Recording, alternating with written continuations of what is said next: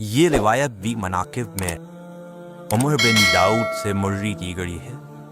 انہوں نے حضرت امام جعفر صادق علیہ السلام سے روایت کی ہے کہ جب عقبہ بن ابی عقبہ فوت ہوئے تو نبی علیہ السلام اپنے ساتھیوں کے ساتھ جنازے میں شریک ہونے کے لیے بیٹھے تھے۔ ان میں حضرت عمر بن خطاب رضی اللہ تعالیٰ عنہ بھی موجود تھے۔ امیر علیہ السلام جنازے موجود ایک شخص کو فرماتے ہیں کہ عقبہ دنیا سے چلا گیا ہے، اس لیے تمہاری ڈیری تم پر حرام ہو گئی ہے، اس لیے خدا سے ڈرنا اور اپنی ڈیری کے قریب نہیں جانا۔ حضرت عمر رضی اللہ تعالیٰ عنہ نے کہا، یا ابو الحسن علیہ السلام، آپ کے تمام فیصلے حیرت انگیز ہیں۔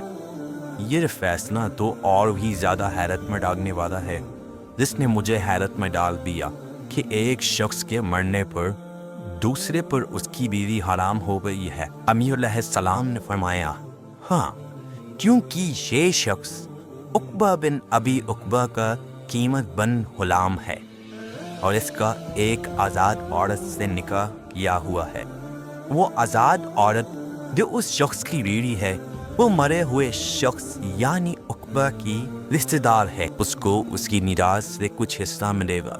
اس کی میراث میں یہ غلام جو عورت کا شوہر ہے وہ بھی شامل ہے۔ جب اس کا کچھ حصہ بیوی کی ملکیت میں چلا جائے گا تو بیوی کا غلام بن جائے گا، اور غلام اپنی مالکن کا شوہر نہیں بن سکتا، البتہ اس کی بیوی اسے آزاد کرے اور آزاد کرنے کے بعد اس سے دوبارہ نکاح کرے تو ان کے ازواجی ناطے شرعی نوعیت اختیار کر لیں گے، ورنہ نہیں۔ حضرت عمر رضی اللہ تعالیٰ عنہ نے جب یہ فیصلہ سنا تو کہا، ایسے معاملات کے لیے لوگوں کو آپ کی طرف رجوع کرنا چاہیے۔ اللہم صلی علی محمد وعلیہ وسلم۔ یہ واقعہ بھی مناقب میں بیان کیا گیا ہے۔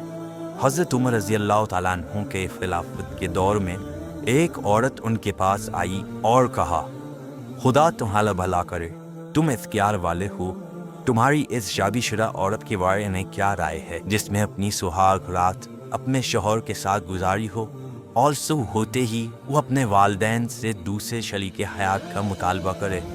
کیا آپ اس عمل کو جائز سمجھتے ہیں؟ تمام سننے والوں نے انکار کیا اور کہا کہ ایسا کیسے ہو سکتا ہے، ایک شوہر کے ہوتے ہوئے دوسرا اختیار کرے؟ تو امیر علیہ السلام نے فرمایا، تم اپنے شوہر کو میرے سامنے حاضر کرو۔ عورت اپنے شوہر کو بلانے گئی۔